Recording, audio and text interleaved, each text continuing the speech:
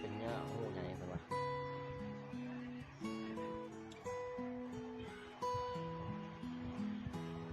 มาสวนมันนี้มาสวนพี่น้องมาเห็นงูใหญ่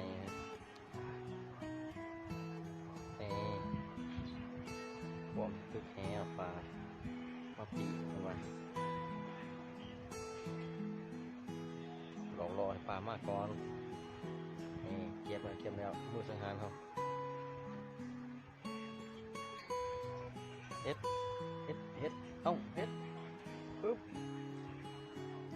สไลด์หมดหุ่งหน้าทำแฮโอ้ยหมดจะเอาไปขักคนใหญ่เฮ็ดบุกลงแล้วบาดนี้หมดลงแล้วพี่น้องงุ่มยังไงแล้วเป็นจมูกผู้องลงขึ้นมาหมูนี่หายเลยโอ้ยน้ำเด็กคนละ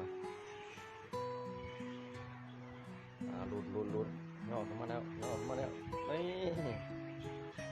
ตัวนึงเห็นว่าบริปีนี่มือสำคัญเราเห็นแล้วขั่วยังไงล่ะบ้านี้นี่ปลามาปลาบูไงตัวนึงเห็นว่าปีกเห็นว่า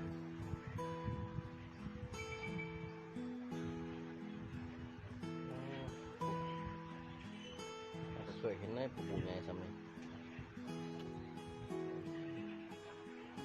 ชมได้เนาะคือจะแสบดีสบายเลย2 โตมา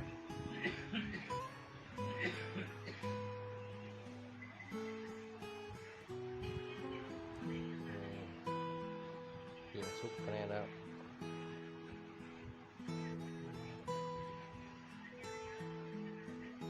กำลังเปลี่ยนพอดีใหม่ตัวจะแสบใหม่ไม่แสบเพราะว่าเรียบร้อยแล้วขาเกียบเลย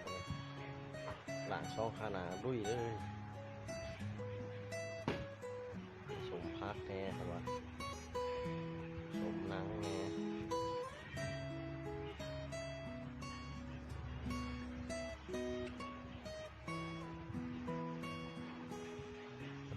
เฮ็ดหวังดุยเลยไปเลย